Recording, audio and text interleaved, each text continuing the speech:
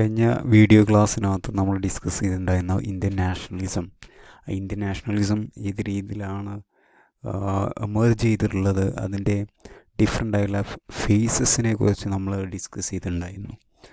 അപ്പോൾ ഏത് ദേശമായി പറഞ്ഞു വെച്ചിട്ടുള്ളൊരു കീ പോയിൻ്റ് എന്ന് പറയുന്നത്, ഇന്ത്യൻ സൊസൈറ്റിയെ പഠിച്ചിട്ടുള്ള മാർക്സിസ്റ്റ് സ്കോളേഴ്സ് അവരൊക്കെ ഇന്ത്യയെ പഠിച്ചിട്ടുണ്ടായിരുന്ന ക്ലാസ് അല്ലെങ്കിൽ economic ആസ്പെക്ട്സിലാണ്.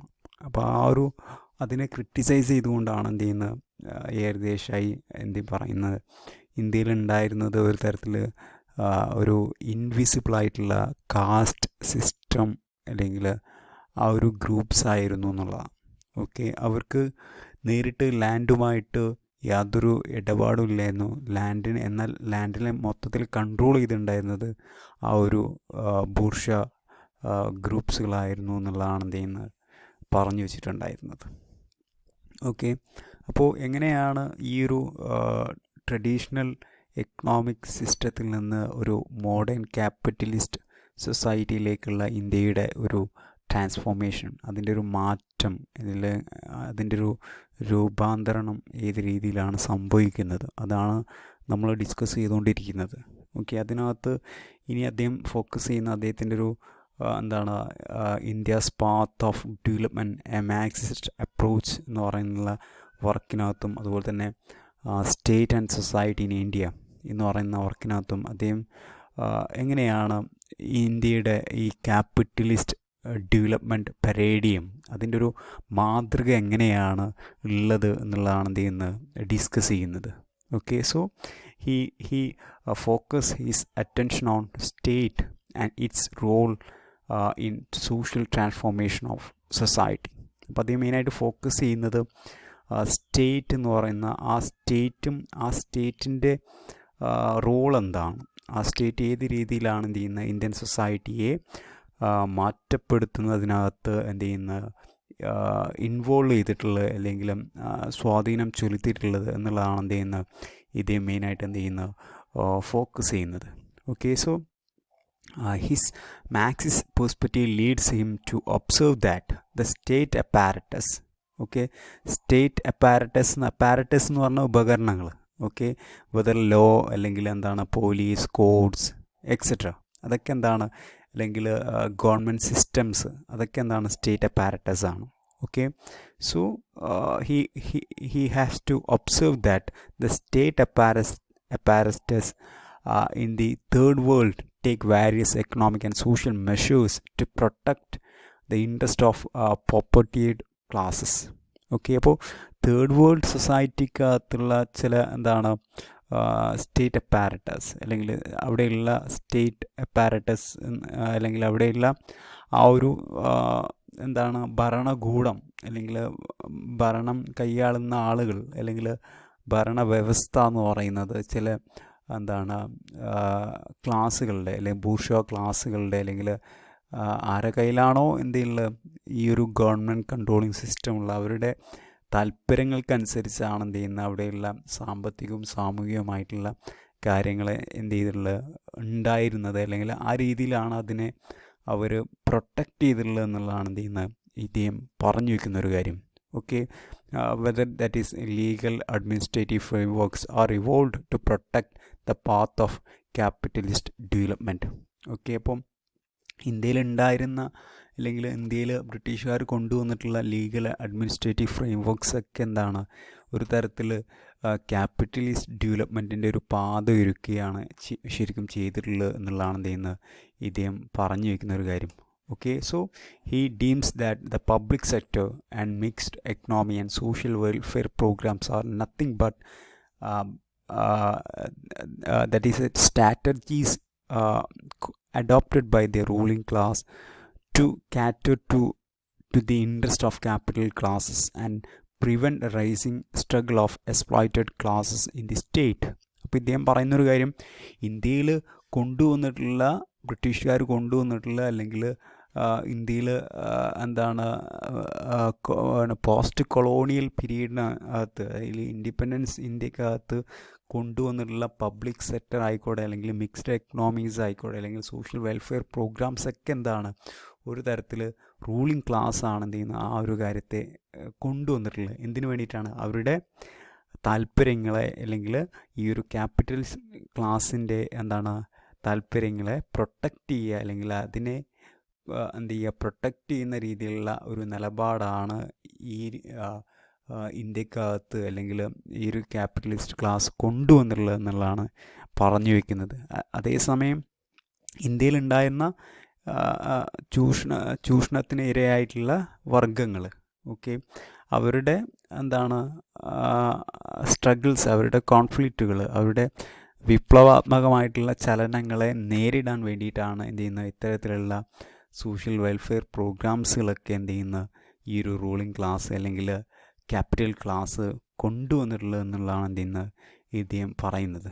Okay, so the bourgeois class of the Indian state is incapacitated because it has not been able to foster enough of capital's growth rate to overcome the backwardness of the country.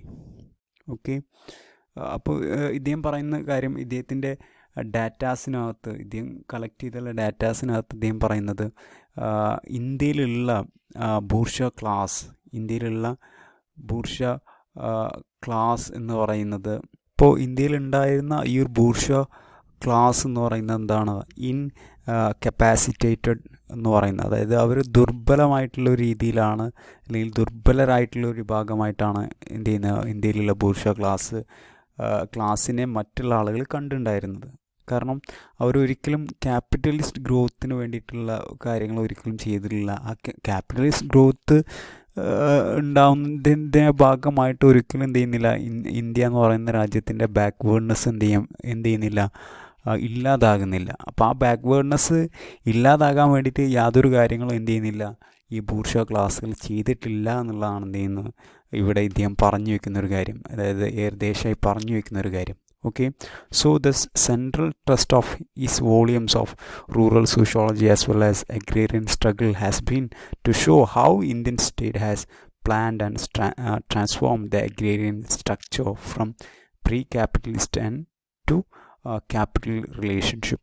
Okay, അപ്പം ഇദ്ദേഹത്തിൻ്റെ ഈ ഒരു rural sociology വോളിയൂംസിനകത്തൊക്കെ അദ്ദേഹം agrarian സ്ട്രഗിൾസിനൊക്കെ അദ്ദേഹം കൊണ്ടുവരുന്നു. ഒരേ സമയം എങ്ങനെയാണ് ഇന്ത്യയിലുള്ള അഗ്രേറിയൻ സ്ട്രക്ചർ എന്ത് ചെയ്യുന്നത് ട്രാൻസ്ഫോം ചെയ്യപ്പെടുന്നത്, അത് പ്രീ ക്യാപിറ്റലിസ്റ്റ് സൊസൈറ്റിയിൽ നിന്ന് ക്യാപിറ്റലിസ്റ്റ് റിലേഷൻഷിപ്പിലേക്ക് ഏത് രീതിയിലാണ് എന്ത് ചെയ്യുന്നത് ട്രാൻസ്ഫോം ചെയ്യപ്പെട്ടിട്ടുള്ളത് എന്നുള്ളതാണ് എന്ത് ചെയ്യുന്നത് ഇദ്ദേഹം പറഞ്ഞു വയ്ക്കുന്നത്. So the agrarian relationship have been transform substantially as a result of state intervention, okay, through various land legislations and development programmes. അപ്പോൾ ഇന്ത്യയിലുണ്ടായിരുന്ന ഈ ഒരു അഗ്രേറിയൻ റിലേഷൻഷിപ്പ് എന്ത് ചെയ്യുന്നുണ്ട്, ട്രാൻസ്ഫോം ചെയ്യപ്പെടുന്നുണ്ട്. അതിൻ്റെ കാരണം എന്ന് പറയുന്ന ഈ ഒരു സ്റ്റേറ്റിൻ്റെ ഇൻ്റർവെൻഷനാണ്, സ്റ്റേറ്റിൻ്റെ ഇടപെടലിൻ്റെ ഭാഗമായിട്ട് എന്ത് ചെയ്യുന്നു ഈ ഒരു അഗ്രേറിയൻ റിലേഷൻഷിപ്പ് എന്ത് ചെയ്യുന്നു മാറ്റപ്പെടുന്നു എന്നുള്ളതാണ്.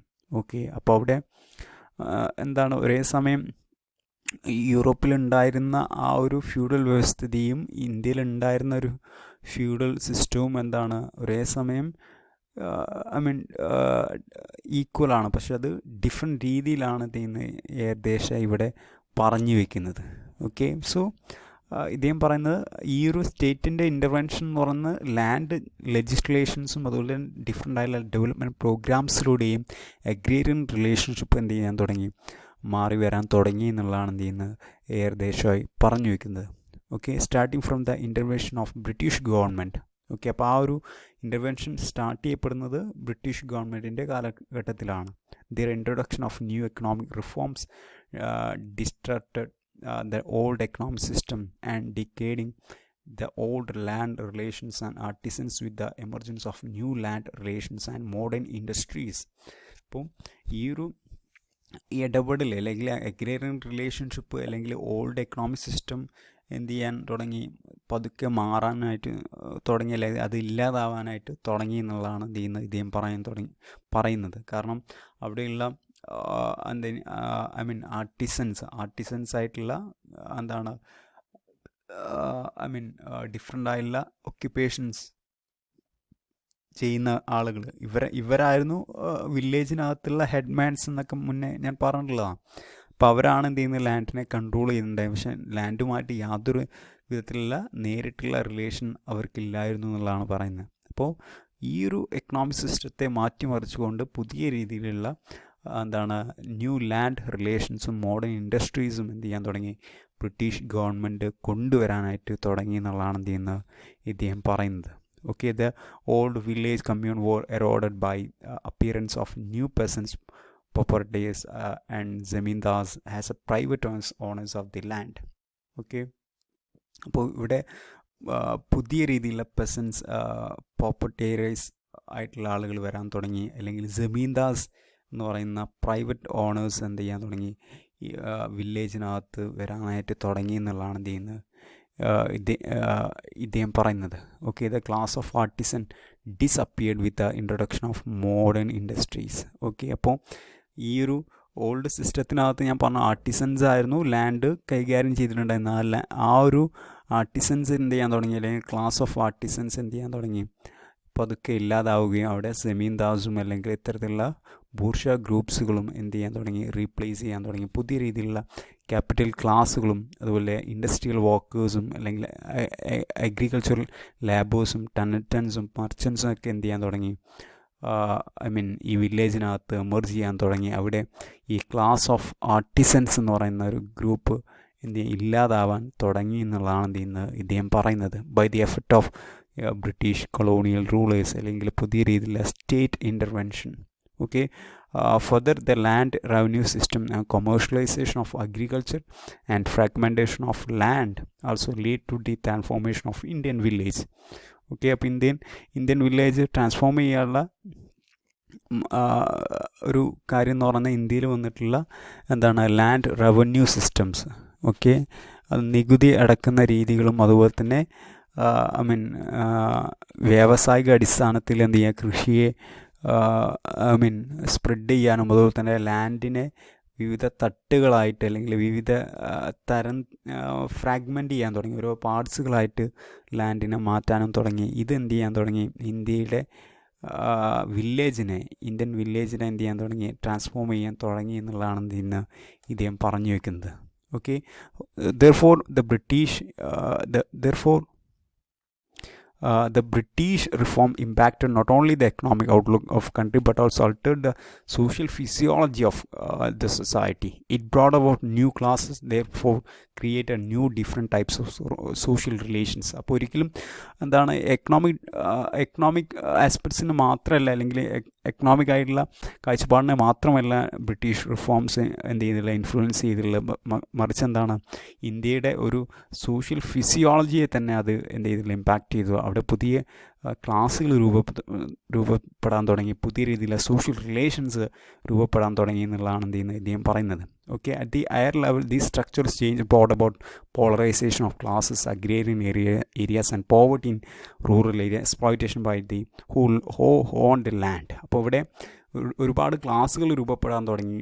അതുപോലെ തന്നെ റൂറൽ ഏരിയാസിനകത്ത് ഈ ഒരു വർക്കിംഗ് ലാബേഴ്സിന് എന്ത് ചെയ്യാൻ തുടങ്ങി, ഈ ജമീന്ദാസും ഇവരൊക്കെ മാക്സിമം എക്സ്പ്ലോയിറ്റ് ചെയ്യാൻ തുടങ്ങി എന്നുള്ളതാണ് എന്ത് ചെയ്യുന്നത് ഇദ്ദേഹം പറയുന്നത്. Okay, new class structure among agrarian society with categories like zamindars and absentees landlords. Okay, അപ്പോൾ അത്തരത്തിലുള്ള ഒരുപാട് മണി ലെൻഡേഴ്സും ഒക്കെ എന്ത് ചെയ്യാൻ തുടങ്ങി, ഈ ഒരു വില്ലേജിനകത്ത് സ്റ്റാർട്ട് ചെയ്തു എന്നുള്ളതാണ് എന്ത് ചെയ്യുന്നത് ഇദ്ദേഹം പറഞ്ഞു വയ്ക്കുന്നൊരു കാര്യം. Okay, so similarly the urban society were capitalist industry working and petty trade professional classes like doctors, lawyers, engineers.